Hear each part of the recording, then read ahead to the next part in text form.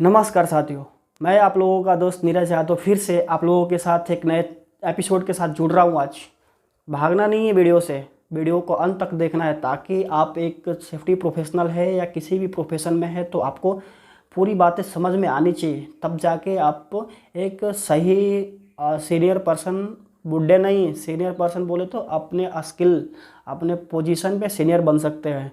Okay, तो चलिए बात करते हैं आज का हमारा टॉपिक क्या है। हमने पीछे आप लोगों को पिछली वीडियो में बताया था how to be a senior safety person. आज का हमारा जो टॉपिक है ये इसी से रिलेटेड है। क्या है हमारा? How to handle as a senior safety professional. मैंने पीछे वीडियो में बताया था क्या कि किस तरीक़ा से बने। आज हम बात करेंगे क्या उसको हैंडल कैसे करें। ओके, क्या क्या हमारा सिस्टम होना चाहिए। तो वीडियो में लास्ट तक भागना नहीं है, फिर भाग रहे हैं। तो आपको जो मेरा अनुभव कहता है किस तरीक़ा से एक सीनियर सेफ्टी ऑफिसर आप अगर बन गए हैं या सेफ्टी इंजीनियर बन गए हैं या सेफ्टी मैनेजर बन गए हैं या एजीएम बन गए हैं या डीजीएम बन गए हैं वगैरह वगैरह आप बन गए हैं, तो जो हमने अपने सीनियरों को देखा है किस तरीक़ा से हैंडल करते हैं, किस तरीक़ा से ट्रीट करते हैं, और as a senior safety engineer मैं भी हूँ तो मेरा जो रोल्स एंड ठीक है। चलिए, तो आपको जो मेरा अनुभव कहता है किस तरीक़ा से एक सीनियर सेफ्टी ऑफिसर आप अगर बन गए हैं या सेफ्टी इंजीनियर बन गए हैं या सेफ्टी मैनेजर बन गए हैं या एजीएम बन गए हैं या डीजीएम बन गए हैं वगैरह वगैरह आप बन गए हैं, तो जो हमने अपने सीनियरों को देखा है किस तरीक़ा से हैंडल करते हैं, किस तरीक़ा से ट्रीट करते हैं, और as a senior safety engineer मैं भी हूँ तो मेरा जो रोल्स एंड रिस्पॉन्सिबिलिटी किस तरीक़ा से रहता है ताकि लोग हमसे हमारी बातों को समझे और जो सिस्टम का ऑर्गेनाइजेशन का सिस्टम है उसको फॉलो करने के लिए हमें क्या क्या करना चाहिए, उन्हीं चीज़ों पे हम बात करेंगे स्टेप बाय स्टेप। तो वीडियो को लास्ट में बने रहिएगा और चैनल पे नया है तो चैनल को सब्सक्राइब करिएगा। ओके, और आप चाहते हैं कि सबसे पहले हमारा वीडियो आपके पास पहुँचे तो बेल आइकन को हिट करना ना भूलें। ओके, जो हमारा चैनल का नाम है ज्ञान मसीहा। ओके, तो चलिए चलते हैं। सबसे पहले अगर बात करें तो देखिए हमारा जो एक अगर सीनियर लेवल पे जाना चाहिए तो हमारा दिमाग जो है एक्सपेंड होना चाहिए उस तरीक़ा से भी।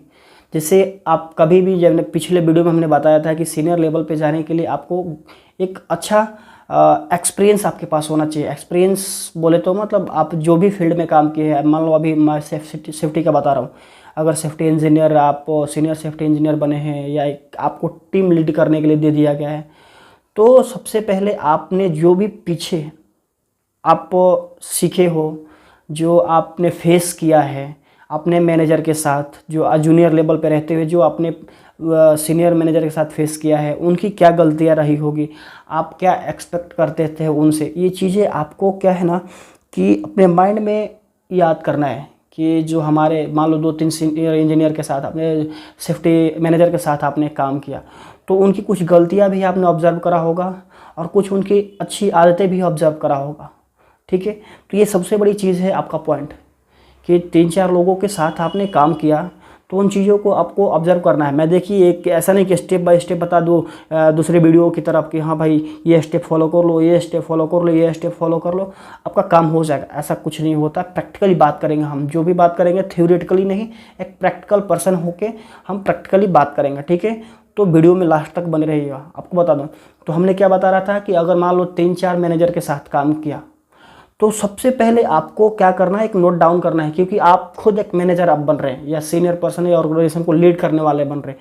तो आप जितने भी अपने सीनियर पर्सन के साथ काम किया ना, ऑर्गेनाइजेशन में काम किया ना, एक लिस्ट बनाइए अपने से, दूसरे का नहीं। सबके दिमाग अलग अलग हो सकते हैं, सबका अनुभव अलग अलग हो सकता है। तो आपको क्या करना है, एक लिस्ट बनाना है जो पीछे हमारे मैनेजर थे उनकी क्या कमियाँ थी।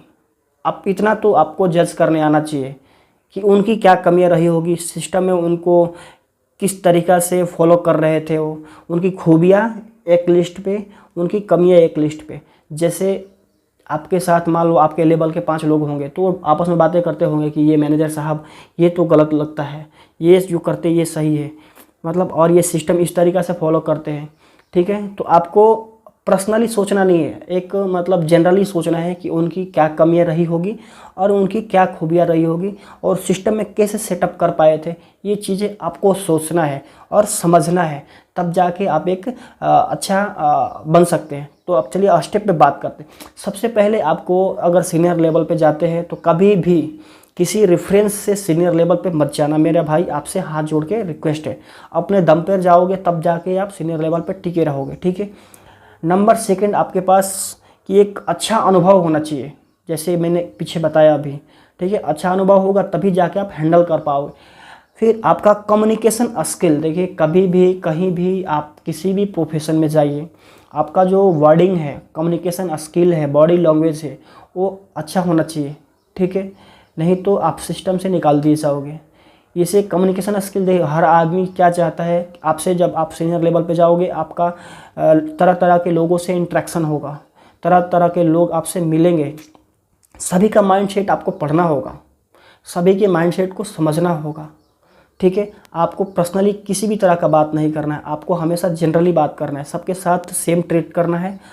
जिस तरीक़ा से लोग आपसे बात करना चाहते हैं, फॉर एग्जांपल कोई व्यक्ति है सन की सा, अब आप सेफ्टी मैनेजर है, ठीक है ना, तो आपको एक सिस्टम में जाके बात करना, उसके दिमाग से नहीं करना है, समझ गए। तो सबसे पहले आपको हमने क्या बताया, आपका कम्युनिकेशन स्किल, प्यार से बात करने आना चाहिए शुरू में, ठीक है ना, प्यार से बात करने आना चाहिए, अपनी बातों को रखने आना चाहिए, लोगों को समझाने आना चाहिए, अपनी बातों के माध्यम से सबको समझ में आना चाहिए, ताकि आपकी बात, आप जो बोलना चाह रहे हैं, वो इम्प्लीमेंट करना चाहते हैं, सब लोग आपकी बातों को समझे। ये आपके अंदर एक कम्युनिकेशन स्किल मतलब हैंडल करने का जो है एक होना चाहिए।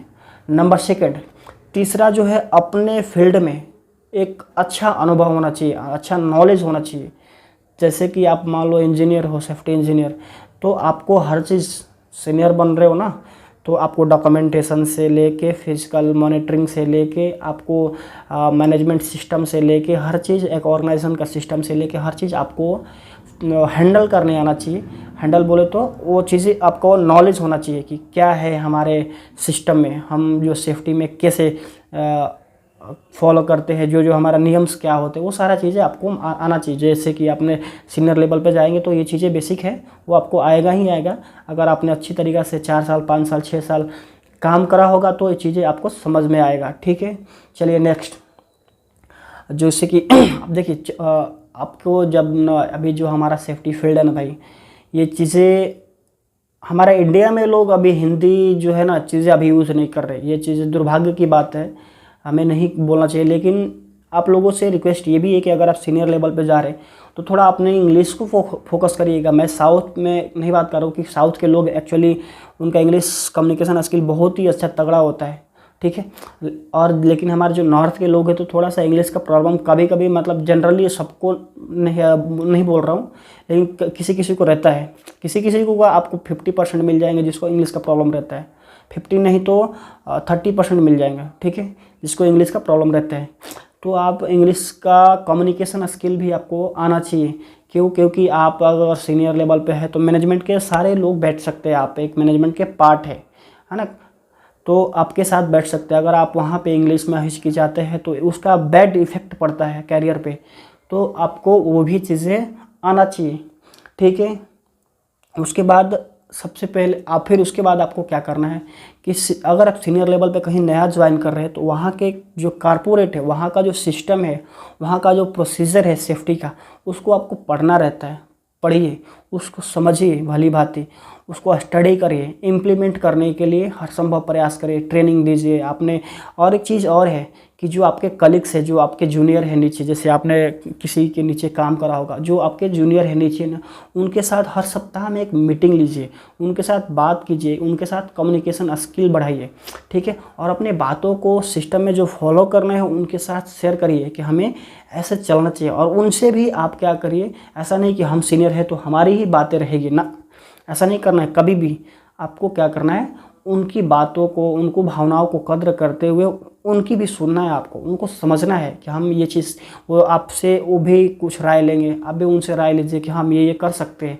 फिर जाके एक टीम वर्क की तरह आप फिर उसको इम्प्लीमेंट कराइए।